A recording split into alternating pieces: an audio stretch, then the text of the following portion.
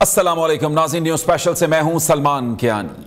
नाज़रीन, पाकिस्तानी सियासत इस वक्त बंद गली में जा चुकी है, जहां मामलात पॉइंट ऑफ नो रिटर्न तक जा पहुंचे हैं।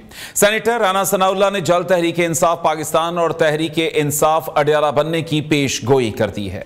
हुकूमत ने इमरान खान के खिलाफ गद्दारी का मुकदमा दर्ज करने का भी इंदिया दे दिया है। तहरीक इंसाफ की बात की जाए तो बैरिस्टर गौहर का कहना है कि इमरान खान किसी सूरत माइनस नहीं हो सकते, उनके साथ मुल्क की 70% आवाम है। दूसरी जानिब फैसल वाडा ने -1 या -ऑल होने की ऑफर करा दी है।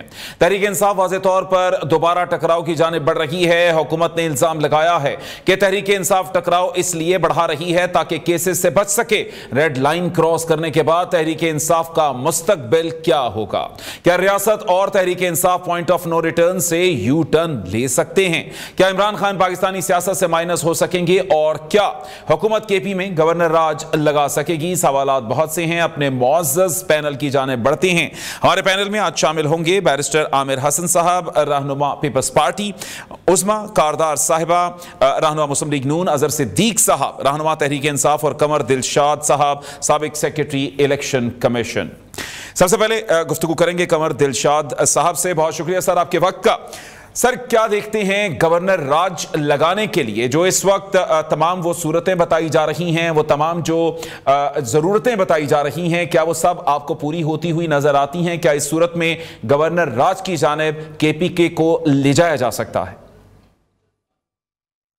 बिस्मिल्लाहिर्रहमानिर्रहीम। जनाब, जैसे कि वफाकी वज़रा के बयानात जो हैं वो हम सुन रहे हैं, देख रहे हैं, और आपके भी तमाम चैनलों पर उनकी बड़ी जो है आतिशफशानी गुफ्तगू हो रही है, यानी आतिशफशानी जैसे होता है ना, आतिशफशानी की शोधा चल रहे हैं उनके बयानात के अंदर।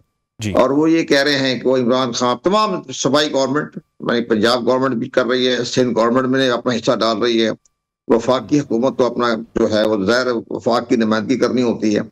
इन हालात को देखते हुए नजर ये आ रहा है ये सब लफाजी जंग है। ये इस हुकूमत में सख्त नहीं है कि वो जनाब कोई बहुत बड़ा अहम कदम उठाते हुए इनको, इस पार्टी को खिलाफ कानून करार दे दें, लेकिन मवाद तो मौजूद है। इमरान खान अपनी जिस अंदाज से वो चल रहे हैं उस पर तो ये पार्टी खिलाफ कानून करार दी जा सकती है, बैन हो सकती है। बाकायदा के पास मटीरियल मौजूद है। 9 मई का वाकया है, तमाम आपके सामने हालात है, फिर ट्वीट्स जारी हो रही है, फिर ISPR के director general lieutenant general Ahmed Sharif साहब का भी जो स्टेटमेंट आया है, वो सारी चीजें आपके सामने मौजूद है। लेकिन इतनी देर करने की क्या जरूरत है? आइन का आर्टिकल मौजूद है, 17 आर्टिकल के जद में वो आ चुकी है पार्टी, तो आप उसको बैन करार दे दें। लेकिन इन्होंने बैन नहीं करना। इस तरह से अवाम को इन्होंने इसी तरह से लारे लपे देते रहना है, क्योंकि इनके अंदर विल पावर तो है ही नहीं। हुकूमत के अंदर कोई ज्यादा जो वज़रा है उनकी अपनी चालें चल रहे हैं। सूबाई गवर्नमेंट सिंध है वो अपने मजे उठा रही है। लेकिन अगर चाहें, अगर देखते हैं, आप देखिए नेशनल अवामी पार्टी को जो फ़खर अली भुट्टो थे प्राइम मिनिस्टर, उन्होंने उसका बैन किया था, खिलाफ कानून करार दिया था। उन्होंने कोई लफाजी जंग नहीं लड़ी थी, उन्होंने एक हुक्म जारी कर दिया, पार्टी को बैन कर दिया। बाद में सुप्रीम कोर्ट ऑफ पाकिस्तान ने भी उनके फैसले की तौसीह कर दी। तो अब इसी तरह आप देखेंगे लबैक पार्टी जो है वो उन्होंने खिलाफ कानून करार दी। इससे बड़ी पाकिस्तान की दहशतगर्द जमात क्या हो सकती है? जैसे कि पुलिस मुकाबला हुआ, आपके सामने सब कुछ हुआ, पूरा पाकिस्तान उन्होंने महफूज करके रख दिया था। लेकिन जब वो तमाम स्टेटमेंट जारी कर दी, तो वज़ारत दाखिला की तरफ से भी हो गया कि हमने खिलाफ कानून करार दे दिए। लेकिन वो उन्होंने फेडरल कॉन्स्टिट्यूशन कोर्ट में जो एक आर्टिकल 17 की डिमांड है, रिक्वायरमेंट्स है, उसके तहत वो रेफरेंस नहीं भिजवाया। तो अब वो पार्टी बाकायदा इलेक्शन कमीशन में रजिस्टर्ड है और चाहे तो इंतखाबात में भी हिस्सा ले सकती है। लेकिन बहरहाल नहीं, सुप्रीम कोर्ट में नहीं गए, यानी फेडरल कॉन्स्टिट्यूशन कोर्ट में नहीं गए। लबैक पार्टी इतनी बड़ी खतरनाक पार्टी थी वो। लेकिन अब ये इसी तरह अभी इमरान खान के साथ हो रहा है। अगर ये चाहें तो मटीरियल मौजूद है, लेकिन उसका सिस्टम बहुत पेचीदा है। उसका पेचीदा यह है कि इमीडिएटली सुप्रीम कोर्ट तो नहीं खत्म हो गई है वो अब, लेकिन फेडरल कॉन्स्टिट्यूशन कोर्ट में रेफरेंस दाखिल करना पड़ेगा आर्टिकल 17 के तहत, और उसमें तमाम एविडेंस दिखाने पड़ेंगे, तमाम एविडेंस। ज़ुल्फ़िकार अली भुट्टो साहब ने नेशनल अवामी पार्टी को बैन किया तो 3000 पेज की डॉक्यूमेंट थे, 3000 पेज की। उस पर मिनिस्ट्री इंफॉर्मेशन ने बड़ा काम किया था, मैं उस मिनिस्ट्री इंफॉर्मेशन का हिस्सा था, तो मैंने भी वो सारे कागजात देखे थे। लेकिन मामला ये था कि इन हालात को, इनके पास तो कुछ भी नहीं है, स्वाय लफाजी बातें करने के। तो आप जाए बैन करें, इसके बाद फेडरल कॉन्स्टिट्यूशन कोर्ट में रेफर भिजवाएं और वहां से अगर तौसीक हो जाती है तो पार्टी के तमाम मसासी जब्त हो जाएंगे और सुबह खैर पुख्तूनख्वा गवर्नमेंट भी खत्म हो जाएगी। लेकिन इन हालात को देखते हुए नजर ये आ रहा है कि उनसे लफाजी बातें करनी है। अच्छा ठीक, ये भी बताइएगा कि क्या तमाम शराइत, जिस तरह मैं इससे पहले कह रहा था, क्या वो पूरी हो चुकी? क्योंकि आपने तो इस हवाले से एक जवाब दिया, लेकिन दूसरी जानिब हम असेंबली की करारदाद की भी हैसियत इसमें देखते हैं। उसकी किस हद तक हैसियत है कि मामला क्या वहां से भी चलने हैं या कुछ और आईनी पेचीदगियां हैं जिनको दूर करने की अभी जरूरत है, तो फिर मामला इस जानिब जा सकते हैं? नहीं, इसमें किसी करारदाद की जरूरत पेश नहीं आएगी। इसमें वफाकी हुकूमत के पास ये इख्तियारात हैं, इस्तेकाक है कि वो ऐसी पार्टी जिससे स्टेट खतरे में पड़ जाए, स्टेट के लिए थ्रेट हो जाए, वफाक को खतरा पैदा हो जाए, लॉ एंड ऑर्डर की सूरत खराब पैदा कर रहे हैं, तो वो तो किसी पार्टी को भी आईन ने 17 ने इजाजत दी हुई है कि आप उस पार्टी को खिलाफ कानून करार दे सकते हैं। लेकिन इसके लिए बड़ा एविडेंस दिखाना पड़ेगा कि वाकया ये सारी पार्टी खिलाफ कानून की जद में आती है। अगर इनके पास सारा मौजूद है तो फिर इस पार्टी को बैन करने में देर किस बात की कर रही है, लफाजी बातें क्यों कर रहे हैं? अब ये देखो ना, आप एक ट्वीट जारी किया है, जैसे बकौल ISPR के DG साहब ने बार बार जिक्र किया, तो वो वही खतरनाक चीज है। कैसा ट्विस्ट है जिसे स्टेट उन्होंने खुद कह दिया, जब ISPR के डायरेक्टर जनरल ने कह दिया कि ये सिक्योरिटी थ्रेट है। इससे बड़ी शहादत क्या हो सकती है कि सिक्योरिटी थ्रेट का कह दिया हम ISPR फौज के तर्जमान ने।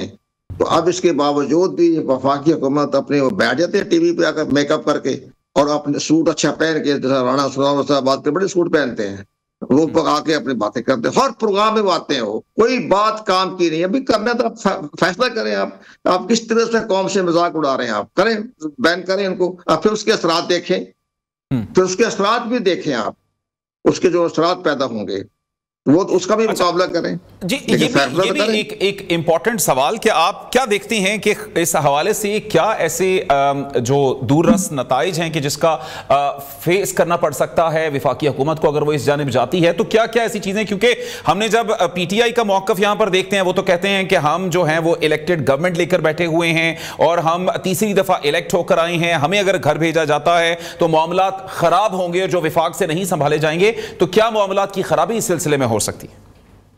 देखेंगे, स्टेप बाय स्टेप कदम उठाया जाता है। इस हुकूमत के पास तो विजन है ही नहीं।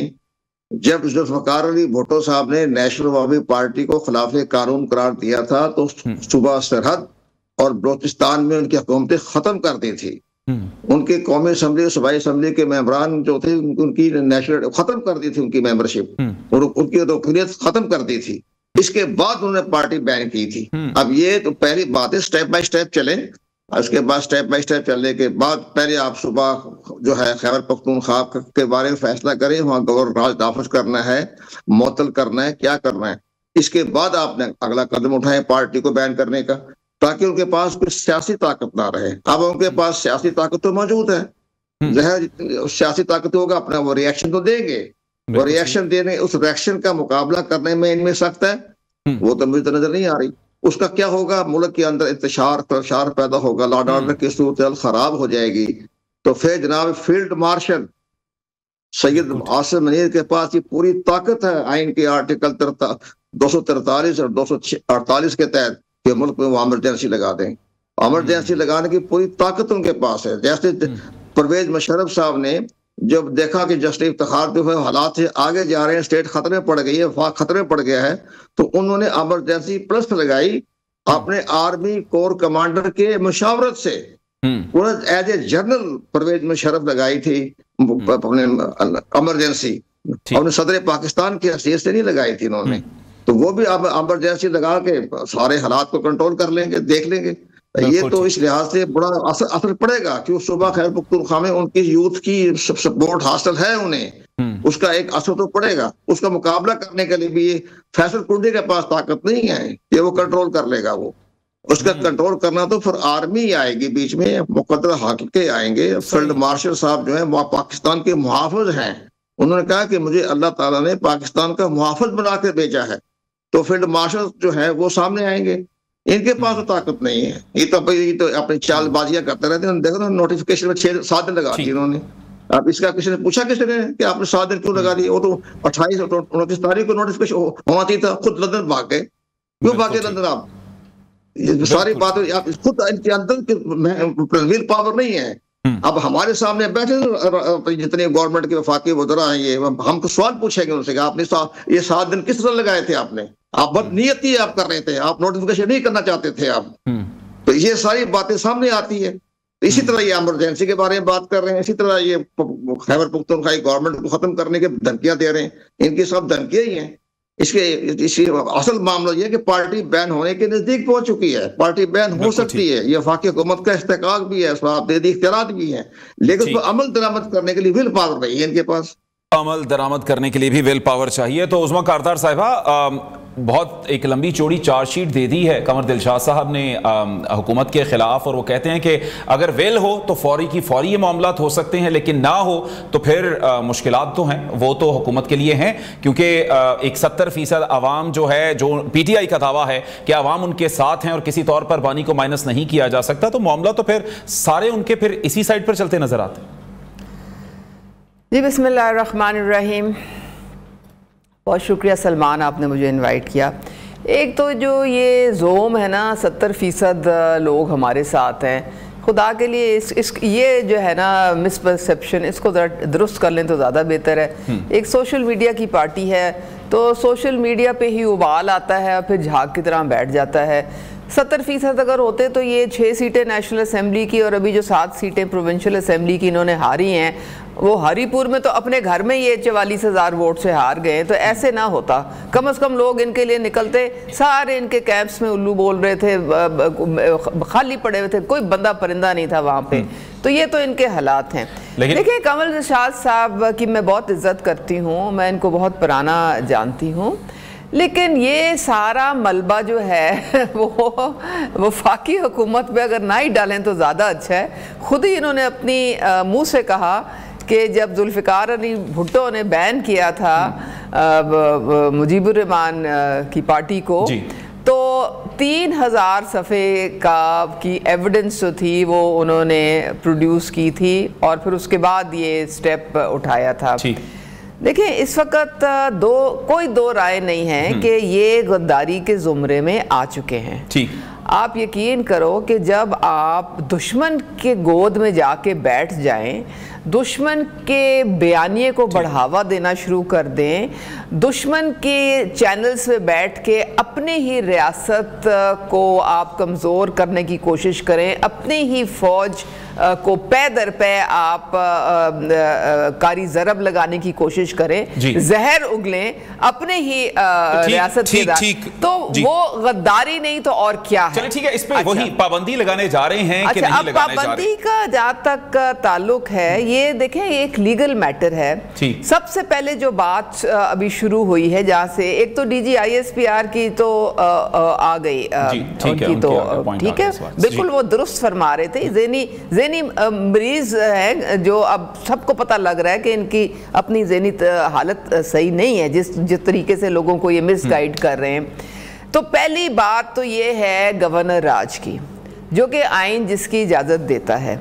अब अगर ये वफाक के साथ मिल के सूबा दहशतगर्दी का मुकाबला नहीं करेगा, ये वफाक के साथ कोऑपरेट नहीं करेगा, तो ये बड़ा सीरियसली इसके मुतालिक सोचा जा रहा है। क्योंकि देखें, KP के जो लोग हैं वो हमारे बहन भाई हैं और उनकी जानो माल की हिफाजत करनी वो रियासत की जिम्मेदारी है। तो अगर ये जिस तरह से जी मिलिट्री ऑपरेशन नहीं हम होने देंगे, हम फौज को नहीं आने देंगे, हम ये नहीं, और फिर सहूलतकारों को लाला के सारे बसा रहे हैं यहाँ पे, TTP की ये B टीम बने हुए सारे, तो फिर बहुत एक बात जो है नजदीक आ चुकी है। ठीक हो गया, आपने कहा कि लीगली जो है, लेकिन जो बैन करने वाला जो इशू है वो भी इंशाल्लाह ताला अगर इसी तरह इन्होंने रियासत को नुकसान ये पहुंचाते रहे तो, और बेगैरती दिखाते रहे और घटियापन दिखाते रहे, तो इनके फेक अकाउंट सारे अफगानिस्तान में और भारत में, ये नेक्सस बना हुआ है अफगानिस्तान, भारत और PTI का, और ये सारे पाकिस्तान के दुश्मन हैं। तो ये तो तय हो गया है किस कांग्रेसमैन के ये पाँव नहीं पड़े, किस सेनेटर के ये पाँव नहीं पड़े? यूएस की कांग्रेस में कौन रेजोल्यूशन लेके आया? यूएन में जाके किसने पाकिस्तान के खिलाफ कहा कि ह्यूमन राइट्स वायलेशन हो रही हैं? किसने आईएमएफ के दफ्तर के बाद प्रोटेस्ट किया कि जी कोई आप इनसे कॉन्ट्रैक्ट ना करें? किसने मना किया ओवरसीज पाकिस्तानीज़ को कि रेमिटेंसेस आप ना भेजें? तो ये सारी मुल्क दुश्मनी की बातें इन्होंने की है। तो ये अब इन्होंने इतनी अपने पांव पे कुल्हाड़ियां मार रही हैं कि ये अब कैफरे किरदार तक पहुंचने वाले हैं। मैडम, ये पॉइंट इस हवाले से आ गया। और सोशल मीडिया का आपने जिक्र किया, तो आजकल तो मैंने देखा कि अगर हम पाकिस्तान से लेकर अगर अमेरिका तक देखते हैं तो सोशल मीडिया इस वक्त हमें उसको अंडर एस्टिमेट नहीं करना चाहिए। अगर हम ट्रंप का इलेक्शन देखें तो सोशल मीडिया पर लड़ा गया और ट्रंप ने सोशल मीडिया की वजह से ही फतह हासिल की। चलें इस हवाले से बात करेंगे। अजहर सिद्दीक साहब, मामलात कुछ अब बेहतरी की जानिब जाते नजर नहीं आते हैं। आज भी इमरान खान साहब का मुआयना किया गया है, अभी तक तो सब कुछ ठीक है, लेकिन कुछ ऐसा भी हो सकता है कि कल को फिर कुछ उनको ज़हनी मरीज डिक्लेयर कर ही दिया जाए, मामलात किसी और जानिब जाएं। और फिर हमने देखा कि वफाकी हुकूमत की जानिब से भी वो तमाम बातें, वो तमाम जो इशारे हैं वो नजर आ रहे हैं कि आपके लिए सख्ती मजीद बढ़ती जा रही है।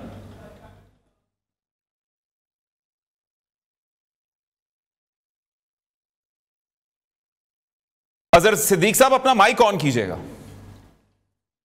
बहुत शुक्रिया। जब वो नया नया रेडियो आया ना, रेडियो पे तो एक रेडियो गप्पिस्तान भी आया था और ये गप्पे सुना करते थे हम भी सुना करते थे गप्पे सारी इस तरह की। बात बड़ी सीधी सी है, जितनी कहानी ये सुनी है, तय हो गया, गद्दार हो गया, मैं क्या शायद नवाज शरीफ की बातें हो रही हैं। वो रोग आर्मी वाले लफ्ज में गुलभूषण, यानी आप अंदाजा लगाएं तय क्या हुआ था गुलभूषण यादव वाले केस के अंदर।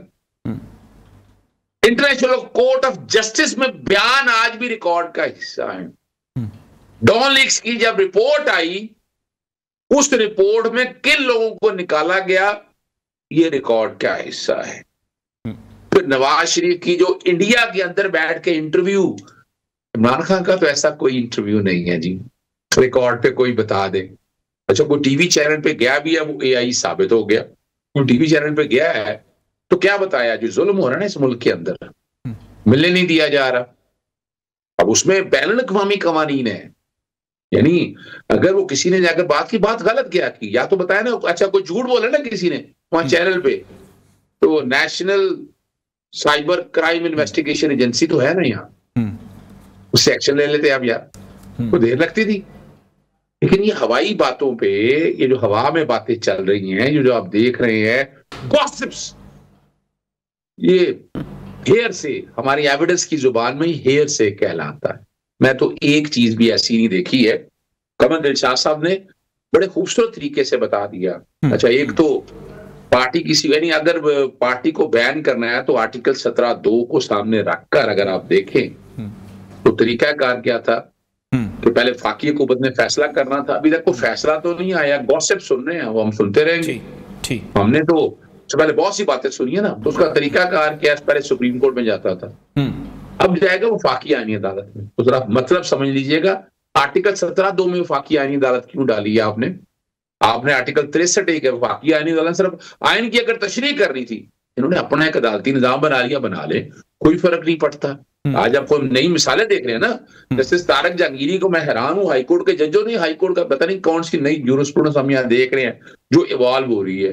देखिए, पाकिस्तान तहरीक इंसाफ अभी तक ना तो कोई प्रोस्क्राइब्ड ऑर्गेनाइजेशन है, तहरीक लबैक पाकिस्तान थी, इलेक्शन लड़ा उन्होंने भी, रोक दिया आपने। और जहां तक बात है ना कि 70% थोड़ा सा ज्यादा कर ले, मैं 80% कह रहा हूँ, पूरी दुनिया में चले जाएं, 70% क्या है, डरने की क्या बात है इसमें? ठीक, पाकिस्तान तहरीक इंसाफ की अपनी एक, और ये कहना कि सोशल मीडिया के ऊपर, सोशल मीडिया अपने तक चलता है। सिद्दीक साहब, हुकूमत तो ये चाहती है और बाकी जो है मामलात उसमें तो सारा कुछ ठीक है, लेकिन चाहते तो ये हैं कि आप खामोशी इख्तियार करें, लेकिन खामोशी भी इख्तियार नहीं होती और फिर बाकी मामलात भी फिर वैसे के वैसे ही रहते हैं। नहीं, देखिए, मैं वैसे एक बात, बड़ी जबरदस्त बात बताऊं, वो आपको याद है अजमल कसाब, याद है आपको? जी जी जी जी, वो नॉन स्टेट एक्टर का लफ्ज इस्तेमाल किया करते थे। नवाज शरीफ ने कहा था कि दहशतगर्द जो है ना वो पाकिस्तान से इंडिया भेजे जाते हैं। मैं सिर्फ बताने की हद तक बता रहा हूं आपको। बस समझना है। और फिर उसको भी कहा जाता है नवाज शरीफ को छोड़ा नहीं जाएगा, मोहतरमा बेनजीर भुट्टो के बारे में, बहुत से लोगों के बारे में होता है, होना चाहिए। ये असल जो बात समझने वाली है ना, ये जो खाली जुबानी कलामी आके बातें करते हैं ना, ये DGISPR की प्रेस कॉन्फ्रेंस की जगह इन्हें करनी चाहिए थी। हुकूमत वैसे तो पता नहीं है इन्हें, यानी वो अच्छा वो एक और अच्छा बैठे बैठे एक और बात बता दूंगा आपको, आइन के आर्टिकल 234 में तरमीम करने जा रहे हैं गवर्नर राज के हवाले से। गौर करें, हमारा आइन हमारी मर्जी, सत्यानाश कार्य ना इस निजाम का। ये 26 से 27 में तरमीम है क्या कि सिर्फ अपनी हुकूमत को तवालत देने के लिए एक नाजायज इलेक्शन को लेकिन वो जज का क्या कसूर है? जैसे तारिक जहांगीरी का, उसने फॉर्म 45 और 47 के फोरेंसिक की बात की थी ना, क्या ऐसा कर दिया था उसने? ये भी तो समझना है। अब जो कड़ियों को कड़ियों से मिलाएंगे ना आप, और अभी तक कोई ऐसी एविडेंस नहीं है, बड़े अदब के साथ कोई एविडेंस जब आएगी फिर देख लेंगे। ये उसी तरह से जैसे साइबर के बारे में कहानियां सुना करते थे, क्या हुआ साइबर का, इज्जत के केस में सुना करते थे, क्या हाल हुआ, हमने सारा कुछ रिकॉर्ड पे देख लिया है। और खुदा रहा ये गद्दारी के सर्टिफिकेट बांटने, अच्छा ओहो, बिल्कुल ठीक हो, बिल्कुल ठीक। चलिए, इस वक्त बैरिस्टर आमिर साहब भी हमारे साथ मौजूद हैं। सर, सबसे पहले तो शुक्रिया, आपने वेट किया, सबकी गुफ्तगू सुनी। तो आपसे सर ये जानना चाहेंगे कि अब जो मामला चल रहे हैं, गद्दारी का मुकदमा जो है दर्ज करने का इंदिया दिया जा रहा है बानी PTI के खिलाफ, तो क्या आप उसको सपोर्ट करेंगे अगर गद्दारी का मुकदमा किया जाता है? और सियासत में इस वक्त उनका अगर यू टर्न होता है तो आप क्या देखते हैं, क्या उस यू टर्न की कोई गुंजाइश अब बाकी है PTI के पास? तकरीबन 30 मिनट से मैं बात सुन रहा हूं, अब मुझे मौका मिला है, जरा बात कर लेने दीजिएगा। जी देखिए, मैंने जितनी भी पहले कमर दिलशाद साहब की बात सुनी, फिर उस्मा कारदार साहब, अजहर सिद्दीक साहब, चले दोनों पार्टीज की तरफ से दोनों ने एक्सट्रीम की बात की, लेकिन आज कमर दिलशाद साहब ने भी बड़ी एक्सट्रीम की बातें की हैं। देखिए, मैं समझता हूं, मैं एक दरमियानी राय लूंगा कि पाकिस्तान के अंदर इस वक्त जो भी हालात हैं वो बड़ी एक क्रूशल सूरत हाल है और हर तरफ से आग उगली जा रही है।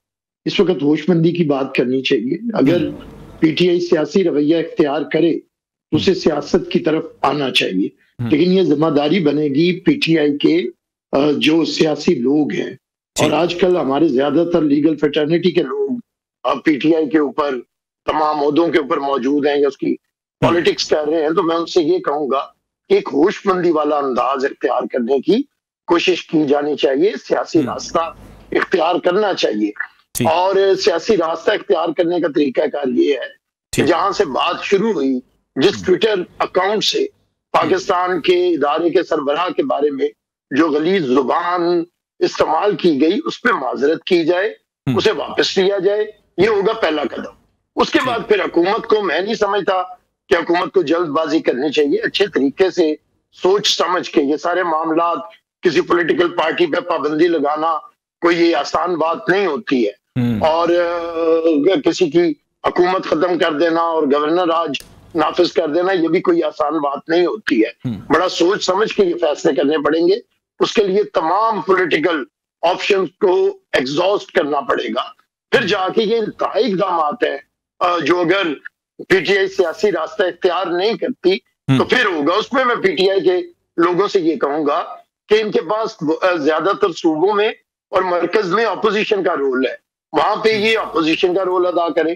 KPK के अंदर इनका हुकूमत का रोल है, वहां पे ये हुकूमत का रोल अदा करे। KPK के वजीर आला को अपोजिशन लीडर बनाने की कोशिश ना करे, ये पाकिस्तान के अंदर कभी भी अच्छा नहीं हुआ। पीपल्स पार्टी ने इसे भुगता था 88 में, जब मियां नवाज शरीफ पंजाब के वजीर आला थे और लीडर ऑफ द अपोजिशन का रोल अदा करते थे, तो पाकिस्तान के अंदर एक पॉलिटिकल इंस्टेबिलिटी क्रिएट हुई। तो मैं ये समझता हूं कि PTI का तर्ज सियासत जो है इस वक्त वो सियासी नहीं है। जो रास्ता उन्होंने इख्तियार किया है ये हलाकत का रास्ता है। इनके पॉलिटिकल माइंडसेट को ये बात समझानी चाहिए। एक फर्द के पीछे इस तरह सोशल मीडिया से डर के ना लगे कि आप रियासत को पसे पुश डाल दें, रियासत के मफादात को पसे पुश डाल दें। पीपल्स पार्टी ने 4 मार्शल का मुकाबला किया है, फौजी डिक्टेटर्स का मुकाबला किया है। आज मुल्क में मार्शल लॉ नहीं है, फौजी डिक्टेटर नहीं है, लेकिन हमने ये जुबानें इस्तेमाल नहीं की, हमने इदारे की तज़हीक नहीं की, हमने इंटरनेशनली उसके खिलाफ बातें नहीं की। तो ये बातें समझने की जरूरत है, पॉलिटिकल रास्ता इख्तियार करें, वगरना इन्होंने जो कुआं खोदा है उसमें ये गिरेंगे, जो इनके लिए तो बेहतर नहीं होगा, लेकिन मुल्क के अंदर भी एक इंस्टेबिलिटी आएगी। पीपल्स पार्टी नहीं चाहती कि इन कामों को छुआ जाए। जी बिल्कुल ठीक है, यानी कि मुल्क में स्टेबिलिटी की जरूरत है जो सिर्फ और सिर्फ तर्ज सियासत तब्दील करने से हो सकती है। अच्छा कमर दिलशाह साहब, हमने देखा कि आइन का आर्टिकल 234 के जिसके हवाले से ये शनीद है कि उसमें भी अब तब्दीली की जाएगी और 2 महीने का जो वक्त है गवर्नर राज के हवाले से उसको बढ़ाने के हवाले से देखा जा रहा है। तो मामलात जो हैं वो तो अब गवर्नर राज के हवाले से काफी मुस्तहकम किए जा रहे हैं। दोस्तों की बातें सुनी, बड़ी लॉजिक से बात की उन्होंने, बड़ी मंतकी बात की उन्होंने। मैं सब मैं अर्ज करना चाहता हूं कि ये मामला बहुत सीरियस हो जाएगा और ये मामला पता है हुकूमत की हताती जमातों को कि जब ये पार्टी बैन की जाएगी तहरीक इंसाफ के नाम से, जो भी पार्टी है, तो फिर जनाब पंडोरा बॉक्स खुलेगा।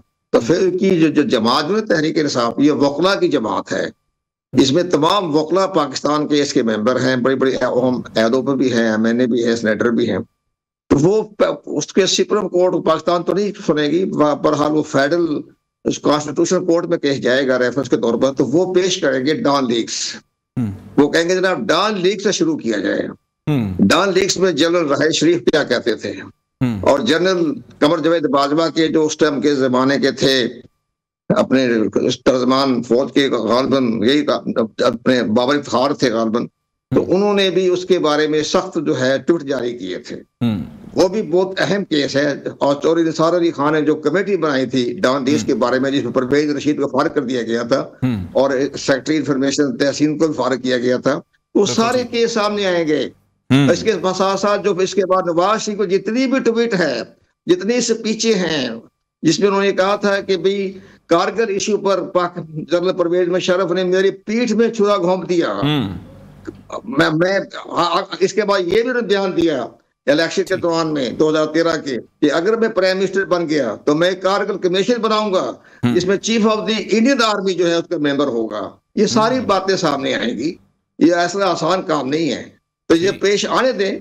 जब ये पेश हो, हम तो चाहते हैं कि जल्दी जल्दी पार्टी बैन हो ताकि सारे मामला को खुल के सामने बातें हो जाए कि जिन्होंने माजी में फौज के साथ मजाक किया, फौज के साथ थ्रेट किया, मरीम नवाज ने जो तकरीरें की एज ए लीडर अपोजिशन के, वो तमाम चीजें रिकॉर्ड जो है वो भी सुप्रीम कोर्ट की जो हमारे इदारे वहां पेश की जाएंगे बाकायदा सबूत के तौर पर। हाँ, ये बड़ा केस, बड़ा पंडोरा बॉक्स खुलेगा, पंडोरा बॉक्स जो है वो खुल जाएगा। बिल्कुल ठीक, मुजाहरा कर रही है, पार्टी बैन नहीं कर रही। ठीक ठीक ठीक, बहुत शुक्रिया इस हवाले से आपने गुफ्तगू की। तो नाज़रीन, गुफ्तगू का सिलसिला यूं ही जारी रहेगा। हमारे साथ हमारे पैनलिस्ट मौजूद हैं, लेकिन एक ब्रेक के बाद। Welcome back. प्रोग्राम के सिलसिले को एक दफा फिर से आगे बढ़ाते हैं। उस्मा कारदार साहिबा, आपसे जानना चाहेंगे, अब हमने देखा कि अबानी की बहनों की मुलाकात एक दफा फिर से नहीं हुई, क्या मुलाकातों का चैप्टर अब क्लोज कर दिया गया है? क्योंकि इससे पहले इंदिया दिया गया था कि अब कोई मुलाकात नहीं होगी। देखें, ये इन्होंने खुद अपने पाँव पे कुल्हाड़ी मारी है, इनको मिलवाया गया था और बाहर निकल के इन्होंने क्या किया था, किस किस्म की ट्वीट्स आई थी दोबारा। तो अब इन्होंने अपना जो है ना मामला बिल्कुल इन्होंने खुद ख़राब किया है, किसी और को ये ब्लेम नहीं कर सकते। क्लियरली इनको कहा गया था कि आपने इस तरह से कोई सियासी गुफ्तगू आके तो और कोई इस तरह से बयानिया जो है वो इंतशार फैलाने के लिए आपको इजाज़त नहीं है। लेकिन बहरहाल इनका तो मकसद ही कुछ और था। देखें, बात सारी ये है कि इन्होंने 9 मई को तो अपना मुंह काला किया और मुंह काला करने के बाद ऊपर से उसको फॉल्स फ्लैग भी कहा, यानी कि सारा मलबा जो है वो अपनी फ़ौज पे डाल दिया। इनको ये नहीं पता, इनके पास इतने लॉयर्स भरे हुए, टका टोकरी भरे हुए, इनको ये किसी ने नहीं बताया कि आपका आइन और आपका जो कानून है वो रियासत पे आपको हमला करने की इजाज़त नहीं देता। आप मुंह से जो मर्जी बोलते रहें, ठीक है, लेकिन आप लोगों को इस हद तक गुमराह करें कि आप चढ़ दौड़ें, आप 30 मिलिट्री इंस्टॉलेशंस पे आप यकदम उनको अटैक करवा दें, यानी कि आप इतनी बेगैरती का मिसाल कायम करें कि शोहदा की जो यादगारें हैं उनको भी बेहुरमती उनकी करें, उनको भी ना छोड़ें, तो फिर आप अपने आप को किस टाइप के पाकिस्तानी कहते हैं? इनको ये नहीं पता कि हमारे ईस्टर्न और वेस्टर्न बॉर्डर्स पे किस तरह के खतरात हैं, हमें किस तरह ये हज़ारों जानों का नजराना दे के कुर्बानियाँ देते हैं हमारे जो अफवाज हैं, ताकि हम चैन की नींद सो सकें। इन्होंने जो हमारे फील्ड मार्शल हैं, हमारे CDF हैं, उनको इतना गंदा करने की कोशिश की। मैं कहती हूँ, मैं इंडियन चैनल पे जब जाती हूँ, ये तो प्रॉक्सी बने हुए हैं इंडिया के। उन इंडियंस की जान जाती है हमारे फील्ड मार्शल से, वो डरते हैं, वो खड़े नहीं हो सकते हमारी फौज के सामने, और ये उनके साथ मिल गए, ये अपने ही फौज को जाके तो उधर कमजोर करने की कोशिश कर रहे हैं। यानी कि आप कहती हैं यही वजूहात हैं। ये एक इंतहा है, एक इंतहा है भाई। अगर आपको इतनी मोहब्बत हो गई है वहां भारत से, और उनको आपसे मोहब्बत होगी, तो वहां चले जाएं।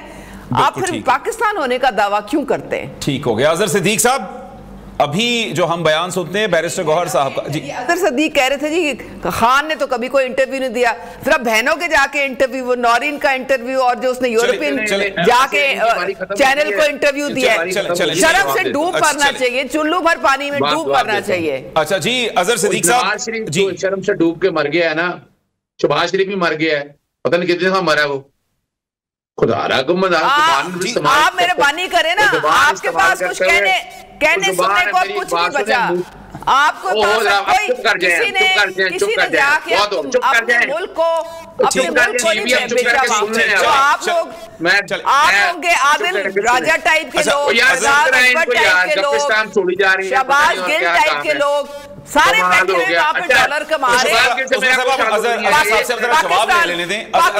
जवाब ले लेने दें, नुकसान पहुंचा के डॉलर कमा रहे हैं। अच्छा चले अजहर साहब की टर्न है, एक दफा कोई शर्म नहीं, कोई हया नहीं रही किसी को। अब जरा उनसे जवाब सुन लेना। जी देखिए ना, आप समझ रहे हैं बात को।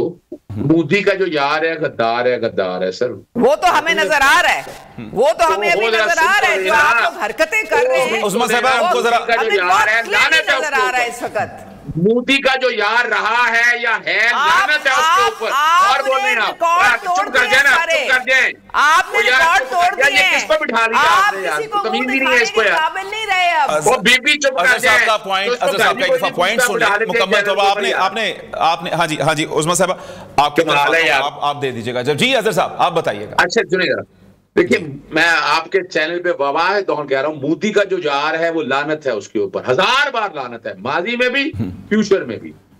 मोदी, अब साड़ियां किसके घर आती थी याद होगा, आमों की पेटियां किसके घर आती थी? सज्जन मिठाई जो है वो क्या करता था? सज्जन मिठाई आपने सारा देखा, वो सारा ठीक उनकी बात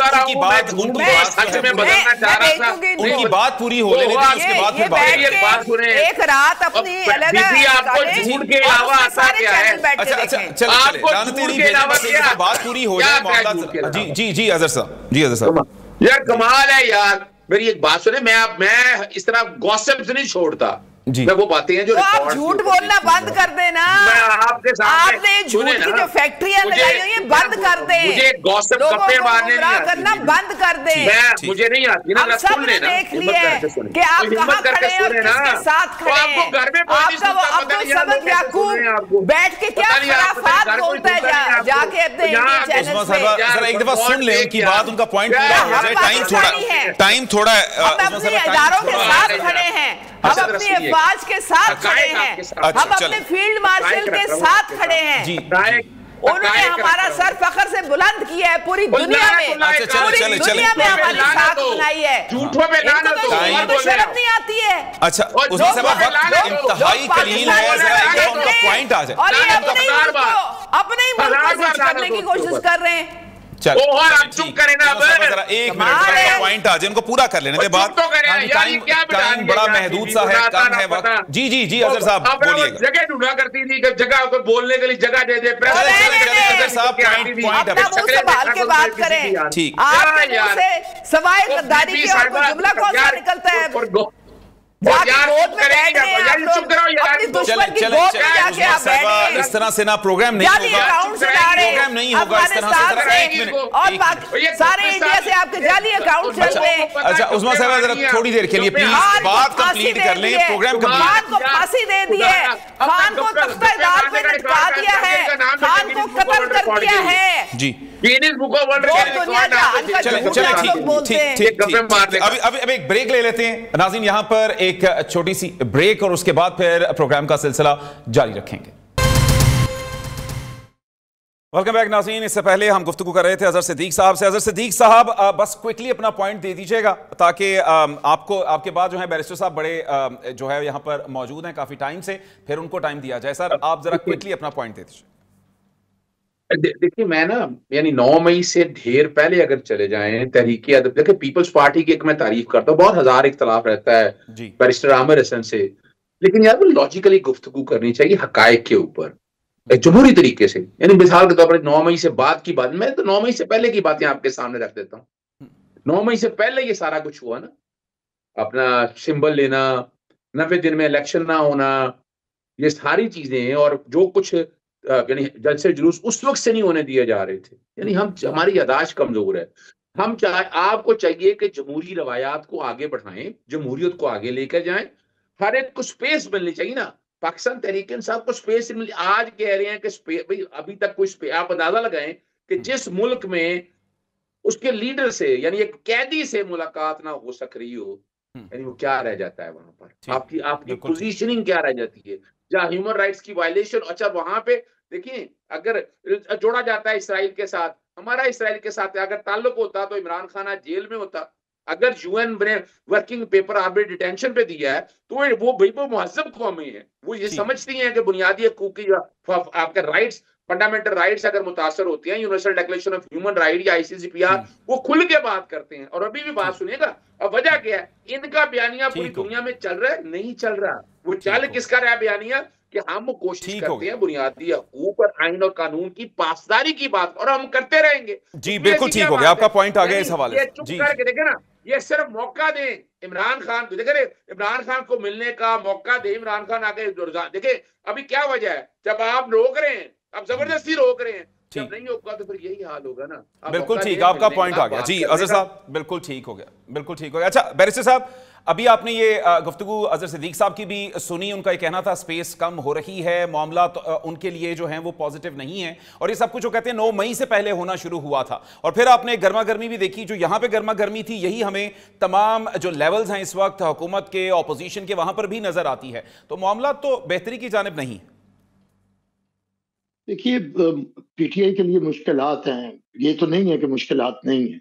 अच्छा ये मुश्किलात किस वजह से हैं, इसी पे गौर करना है PTI को, अगर उन्होंने मुश्किलात से निकलना है। मुश्किलात इनकी वो जुबान है और वो दम बर्दाश्त है जिसने मुश्किलात को इनकी मुश्किलात को हलाकत तक लेके जा रहे हैं।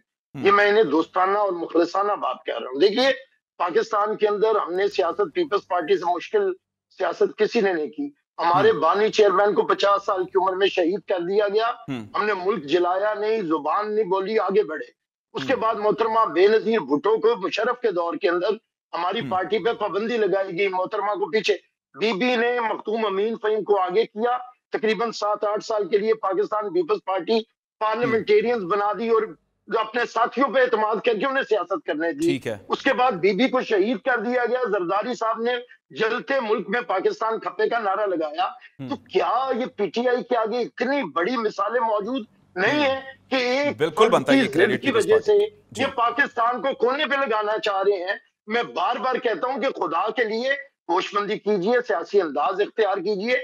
अगर आपका कप्तान आपके कहे में नहीं है तो फिर मेजॉरिटी उठे और सियासी रोल अदा करे अगर आप सियासत में रहना चाहते हैं। वगरना कोई भी state anti state political party को एक्सेप्ट नहीं करती, एंटी स्टेट नैरेटिव को नहीं लेती। आप कुछ भी कर लें, पाकिस्तान की फौज एक हकीकत है, आप उसके खिलाफ लड़के मुल्क के साथ, मुल्क के अंदर सियासत नहीं कर सकते। पाकिस्तान होगा तो हमारी सियासत होगी। पाकिस्तान के लिए एक मजबूत फौज जरूरी है। हमारे इस वक्त के हालात के अंदर जो भारत कर रहा है, जो अफगानिस्तान कर रहा है, जो हमारा दुश्मन करना चाह रहा है। अगर पाकिस्तान से भी कोई उठे और कोई शेख मुजीब 2 बनना चाहे तो इसका बड़ा नुकसान होगा। हम इन्हें होशमंदी की बात बता रहे हैं, इन्हें होशमंदी करनी चाहिए। खुदा के लिए थोड़ा सा सोचें। मैंने आपके आगे इतनी बड़ी तारीखी मिसालें रखी है। भुट्टो साहब की फांसी, बीबी के ऊपर पाबंदी लगना मुशर्रफ दौर में और बीबी की शहादत, लेकिन पीपल्स पार्टी ने सब्र का दामन नहीं छोड़ा, क्योंकि सियासत होती है नामुमकिन को मुमकिन बनाना, लेकिन पीटीआई इस वक्त मुमकिन को नामुमकिन बनाना चाह रही है। ये पता नहीं कौन सी सियासत कर रहे हैं। इससे बचे, सियासत की तरफ वापस आए। खुदा के लिए सियासत और चीज है। अगर इन्होंने सियासत को आलूदा किया तो खुद नुकसान उठाएंगे। पीपल्स पार्टी नहीं चाहती, हम चाहते हैं ये भी सियासत करें। पूरी इजाजत है कि ये सियासत करें, लेकिन इसके लिए इन्हें सियासत करनी पड़ेगी। अच्छा बैरिस्टर साहब, जो ये सारा कहा जा रहा है मामलात के हवाले से कि जनाब माइनस कर दिया जाएगा, तो क्या कभी कोई सियासतदान, कोई लीडर इस हवाले से माइनस होता है? क्योंकि आपकी मौजूदगी है यहाँ पर, उसी से फायदा उठाते हुए आपसे जानना चाहूंगा कि क्या इतनी आसानी से किसी को माइनस किया जा सकता है, निकाला जा सकता है? जैसे अभी बयानात आते हैं कि एक तहरीके इंसाफ और एक तहरीके इंसाफ अडयाला बनने जा रही। देखिए, पॉलिटिकल लीडर को तो माइनस तो नहीं किया जाता अगर पॉलिटिकल लीडर पॉलिटिकली चले तो। बहरहाल हमारे तो लीडर्स को एलिमिनेट किया गया है, शहीद किया गया है, भुट्टो साहब को भी, बीबी को भी। उसके बावजूद वो दिलों पे राज कर रहे हैं। आज हर सियासी जमात उनका नाम लेती है, लेकिन बहरहाल अगर सियासी रवैया इख्तियार करेंगे तो कोई माइनस नहीं होता। लेकिन वक्ती तौर पे अगर एक फर्द की वजह से इनकी सियासी जमात बचती है, इनका सियासी नजरिया बचता है, पाकिस्तान की रियासत के अंदर तामुल मजाजी आती है, अगर एक शख्स सदम बर्दाश्त पे अड़ा है, लेकिन ये एक दिन की बात तो नहीं है ना। उन्होंने तो कब से ये काम शुरू किया हुआ है। जनरल बाजवा को भी मीर जाफर, मीर सादिक, अब आज के आर्मी चीफ को भी मीर सादिक, मीर जाफर। अगर ये अल्फाज इस्तेमाल करेंगे और आपके फील्ड मार्शल के बारे में जो जुबान इस्तेमाल की, मैं दोनों जमातों से कहता हूँ ना हुकूमत फील्ड मार्शल की कामयाबी को अपने हक में इस्तेमाल करे और ना पीटीआई उनके खिलाफ नफरत अंगेज करके तो कोई सियासत चमकाना चाहे। उन्हें इदारे को रहने दें, आप अपने सियासी नजरियात पे सियासत करें। बिल्कुल ठीक। हमें तो बहुत फख्र है, हमें तो बहुत फख्र है। उन्होंने हमारा सर बुलंद किया, नहीं तो अब जो मार का है तो छोटी चीज नहीं थी। और एज ए पाकिस्तानी हमें हक पहुंचता है कि हम इस चीज को वेलकम करते हैं और हम इस चीज को बहुत कदर की निगाह से देखते हैं। ये आप ना कहें कि इस्तेमाल कर रहे हैं, इस्तेमाल की कोई बात नहीं है। ये कोई छोटा काम नहीं है जो उन्होंने किया है और कौम के साथ बैरिस्टर साहब की तरफ बात ये ना कहे कि जी आप इस्तेमाल ना करें, कोई इस चीज को इस्तेमाल नहीं करे। ये हमारे लिए फख्र की बात है। पूरी कौम को फख्र है इस हवाले से।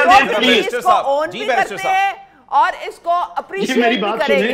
ठीक अभी देख लेते हैं, वो हो सकता है अप्रिशिएट ही करना चाहते हैं। मौका तो फिर ये तो ना कहीं ना कि आप इस्तेमाल कर रहे हैं, कमाल है। पूरी दुनिया जो है वो इस वक्त पाकिस्तान की तरफ देख रही है, तो क्या हम जो है वो हम कदर की निगाह से ना देखें, हम फख्र ना करें। राय है उस पे वो चलते हैं, उनकी राय तो उनके साथ है ना, जरा उनको बोलें। लेकिन ये तो दो राय है ही नहीं ना सलमान, इसमें कौन सी दो राय है? आपने मुझे 7 तैयारे गिरा दिए जी, तो इसमें आप हो सकता है वो भी अप्रिशिएट नहीं करना चाहते, उनकी पॉइंट तो सुन ले, हो सकता है वो भी इसी पे चले। जी बैरिस्टर साहब ना करे इस पॉइंट। जी देखिए जी, हमसे ज्यादा किसे फख्र है, and we are proud of आप इनकी आवाज बंद कर दें। पूरी साथ जो है वो दुनिया में बुलंद किया है। We are proud of being Pakistani. जी बैरिस्टर साहब आप कौन है? इसको मेहरबानी करके आप गलत रंग ना दें प्लीज। अच्छा चलें, अब उनकी गुफ्तगू सुने। जी मेरी बात सुने जी। देखिए, हमें फख्र है, हमारे सदर पाकिस्तान ने उन्हें फील्ड मार्शल का टाइटल दिया है, हमें फख्र है। लेकिन हम सियासत फौज की नेक नामी पे नहीं कर सकते। फौज के साथ खड़े हैं, फौज के पीछे खड़े हैं। सियासत हम अपनी सियासी नजरियात पे करेंगे। ये लोग अगर पिट चुके हैं, सियासी नजरियात पे कर रहे हैं भाई। आपको कोई शक है? आप हमारे अलायंस पार्टनर हैं, आप हमारे साथ पार्लियामेंट में बैठे हैं, आप हमारे साथ लेजिस्लेशन कर रहे हैं, प्रोग्रामों से दूर रखें। आप हमारे हर फैसले में ये लोग जमहूरियत के लिए चाहे वो बजट हो, चाहे वो कोई और चीज हो, तो ये जमहूरी अमल तो चल रहा है ना हमारे मुल्क में। हमारे मुल्क में क्या सिस्टम है, जमहूरियत चल रही है ना। बात क्या मार्शल लॉ तो नहीं लगा हुआ, फॉर गॉड से कोई मार्शल लॉ तो नहीं लगा हुआ। आप किसी होशमंद को बुलाया, ठीक हो गया। हम अपने बिल्कुल अफवाज पे फख्र करते हैं क्योंकि उन्होंने हमारे जल्दी हमें एक मजबूत किला बनाया। ये किसी तीसरे ग्रुप में जाना चाह रही है। ठीक जी, ये किसी तीसरे ग्रुप में जाना चाह रही है, इसे अब कोई मुंह नहीं लगाएगा। कौन से तीसरे ग्रुप की बात कर रहे हैं भाई? मैं एक फौजी की बेटी हूँ, मैं एक फौजी की बीवी हूँ, मैं एक फौजी की बहन हूँ। क्या हो गया आपको? वो भी हम एक मुल्क में रहते हैं, हम सब एक दूसरे होती जा रही है। बस थोड़ा सा मतलब बात क्या कर रहे हैं वो? कमाल बात कर रहे हैं। किसी जमात में था, तू किसी में है। बर्दाश्त, थोड़े से दूसरे के आर्गुमेंट्स में उनका वक्त और उनको जो है उनके वक्त का एहतराम करना थोड़ा सा वो देख लीजिएगा। तो जी अच्छा उस्मा साहबा, आप अगर अपना पॉइंट क्विकली बता दें, क्या कहना चाह रही थी आप उसके हवाले? देखिए, सियासत जो है वो बिल्कुल एक जमहूरी अमल है और हमारे मुल्क में इस वक्त जमहूरी हुकूमत है, अवाम के मैंडेट से आई है, कोई मार्शल लॉ नहीं लगा हुआ है। हमारे जो दुश्मन हैं अंदरूनी और बैरूनी, वो हमारे दोनों बॉर्डर्स पे हमारे खिलाफ हैं और हमारी जो अफवाज है जी उस्मा साहब आपका पॉइंट आ गया। वो हमारी हिफाजत कर रहे हैं और पूरी दुनिया में फील्ड मार्शल साहब ने उनकी अंडर ऑपरेशनल स्ट्रेटजी ये सारी जंग जीती ना हमने। तो पूरी दुनिया में इस वक्त हमारा बुलंद किया है उन्होंने। जी ठीक, पूरी कौम जी उस्मा साहब यही पॉइंट है, पूरी कौम पाकिस्तानी मेरा तो एक से फूट बढ़ गया इससे। जी ठीक। तो नाज़रीन, ये तमाम तर मामला इस वक्त इस सूरत हाल में, ये जो पॉइंट है कि आर्मी चीफ के हवाले से, मुसल्लह फौज के हवाले से पूरी कौम उनको फख्र से देखती है और अपनी अफवाज पर फख्र करती है। इस हवाले से कोई दो राय नहीं है। सियासत किस करवट चलती है, मामलात किस नहज तक पहुंचते हैं, वक्त बदलता है तो हमारे प्रोग्राम के गेस्ट बदलते हैं, हमारे प्रोग्राम के सारे आर्ग्यूमेंट्स बदलते हैं। कुछ नए आर्ग्यूमेंट्स के साथ, कुछ नए पॉइंट्स के साथ एक नए प्रोग्राम के साथ हाजिर होंगे। तब तक अल्लाह हाफिज।